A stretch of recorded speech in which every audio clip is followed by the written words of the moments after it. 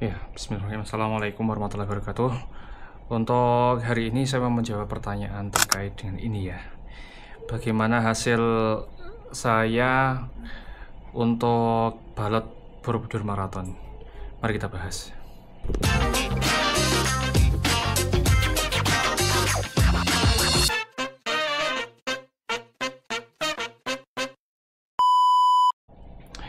Jadi ini saya cuma mau cerita terkait dengan perjalanan saya mendaftar di Borobudur Marathon ya, serta nanti hasilnya seperti apa. Tahun ini tuh sebenarnya kalau namanya orang itu punya ambisi, punya target itu pasti punya ya. Kalau tahun lalu saya tuh daftar di beberapa event kayak gitu. Tahun ini pun juga saya punya targetan di beberapa event kayak gitu kan. Ya minimal sekali untuk daftar di event mayornya yang ada di Indonesia sebenarnya. Kalau di luar Jogja atau sekitarnya sepertinya tidak memungkinkan kan. Kemarin sempat ada beberapa referensi ya gitu. Yang pertama itu di Jogja Marathon, yang kedua Malioboro Run ya gitu ya kalau nggak salah ya. Terus yang ketiga itu baru Borobudur Marathon ya gitu. Jogja Marathon akhirnya saya lewati ya. Karena apa? Karena harganya mahal ya. Karena saya belum financial freedom ya, akhirnya tetap harus dipertimbangkan terkait dengan anggarannya. Ya memang kalau misalkan punya ambisi dan lain sebagainya memang harus dibenturkan dengan realita. Nggak punya anggaran ya nggak bisa kan seperti itu. Malioboro itu pada akhirnya saya lewatin juga karena apa? Karena ya berkaitan dengan anggaran lagi.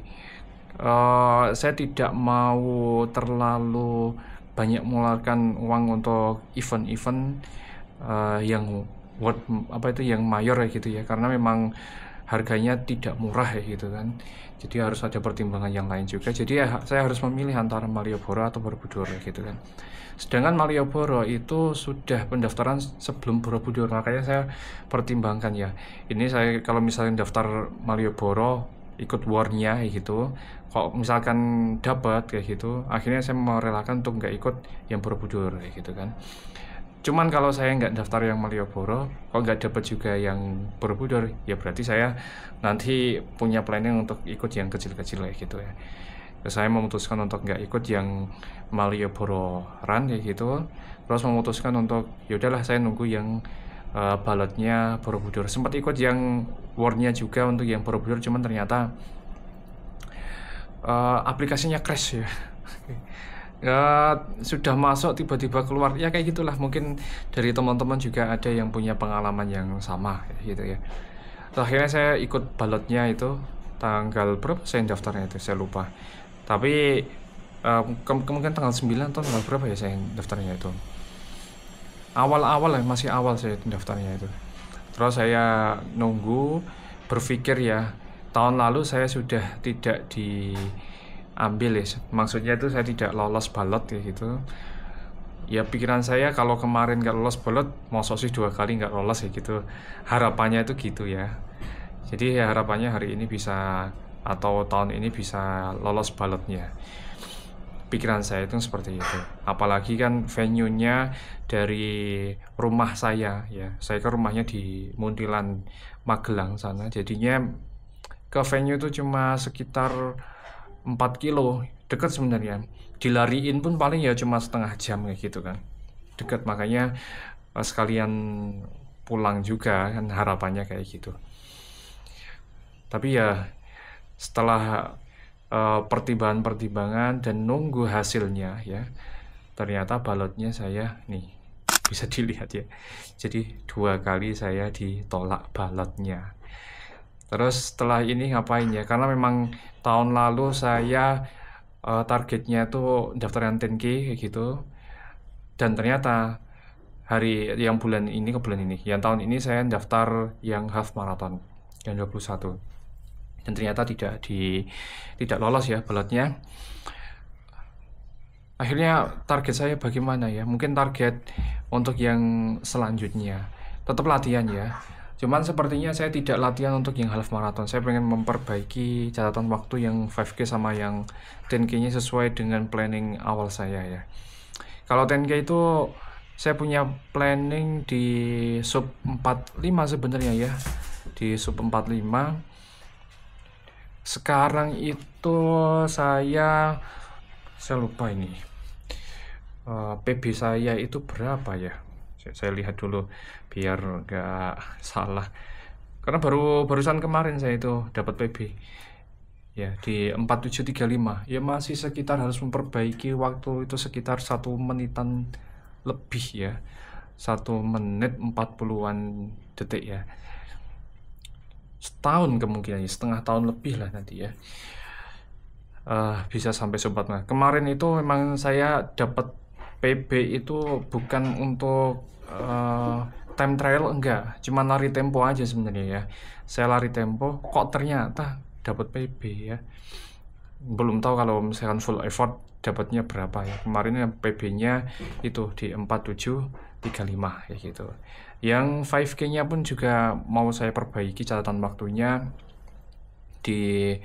Kalau sekarang saya itu PB-nya 5K itu di berapa ya nih? Udah lama juga saya. 22 menit ya kalau nggak salah itu. 22 menit 7 detik atau di pace 425. Ini juga mau saya perbaiki catatan waktunya itu di sub 21 kayak gitu kan. Ya pace 4 kecil kayak gitu. Dan ini saya juga sudah intervalnya itu sudah di angka 3 besar, 4 kecil ya. Harapannya nanti biar nanti bisa konsisten dan bisa meraih PB itu.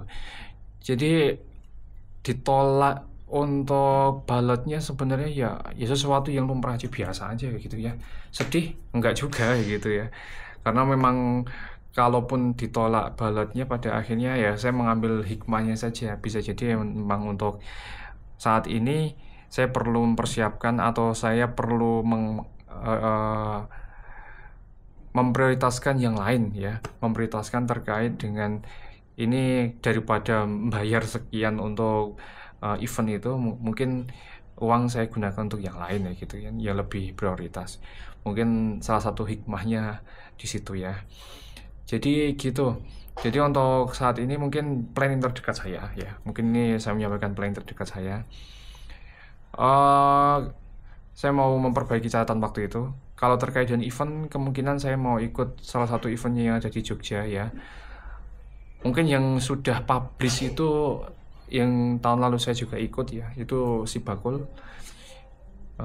Apakah nanti ikut yang 5K atau yang 10K? Kemungkinan saya mau ikut yang 10K biar semangat latihan untuk bisa sub 47 ya. Kalau langsung sub 45 kayaknya enggak ya. Kemungkinan ya tetap harus bertahap kayak gitu untuk menaikkan pace-nya, tidak ujuk-ujuk ya. Jadi kemungkinan kalau sekarang itu 4735, mungkin target waktu untuk yang race besok itu ya di 46-an lah gitu ya, 46.30 atau 46.50 itu ya realistisnya seperti itu kalau untuk yang dalam waktu dekat ini ya. Kalau event kemungkinan itu ya. Jadi tahun ini total paling saya cuma ikut berapa event ya. Ya nggak masalah sih sebenarnya. Ya. Di awal tahun udah ikut kalau nggak salah itu 5K ya, fun run, apa namanya saya lupa, yang 5 kilo, terus YKC 10K ya gitu, yang Yogyakarta City Race itu yang 10 kilo dapat PB sebelum akhirnya saya pecahkan lagi di kemarin lari tempo ya. Dan kemungkinan ini tahun ini mau ikut satu lagi ya, yang di apa itu, yang di Sibakul ya. Kemungkinan memang yang akan saya ikuti ya cuma Jogja sekitarnya ya, tidak sampai ke luar Jawa, apalagi luar provinsi ya, karena kesibukan saya di sini juga masih antar jemput anak ya, masih ada prioritas-prioritas yang lain kayak gitu. Suatu ketika ya, misalkan ya, suatu ketika nanti kalau sudah memungkinkan mungkin ya akan daftar di race-race yang lain juga, yang di luar Jogja ya. Tapi ya wallahu alam nanti kapannya. Ya gitu saja, insya Allah tetap semangat latihan untuk teman-teman semuanya. Ditolak balot itu hal yang biasa ya, bukan sesuatu yang akhirnya patah hati. Enggak ya, realistis saja. Enggak masalah ditolak ya. Enggak masalah ditolak, bukan terus akhirnya dunia berhenti berputar. Enggak juga ya.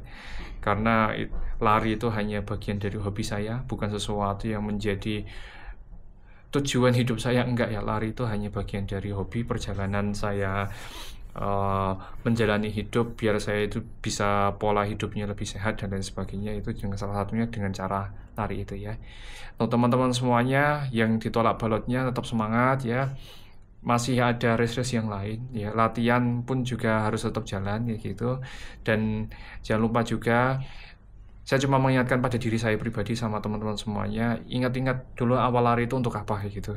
Kalau untuk sehat kayak gitu, ya pun nggak ikut race atau nggak ikut di event tertentu itu nggak masalah kayak gitu. Jadi gitu saja ya untuk kesempatan hari ini. Terima kasih yang sudah mendengarkan curahan hati atau mungkin cerita saya ini sampai dengan selesai. Semoga mendapatkan manfaat dari apa yang saya sampaikan. Jangan lupa untuk like dan subscribe channel saya biar saya tambah semangat untuk teman-teman bikin konten untuk teman-teman semuanya. Dan jangan lupa kalau misalnya ada diskusi bisa disampaikan di kolom komentar ya. Saya akhiri, billahi taufiq wal hidayah. Assalamualaikum warahmatullahi wabarakatuh.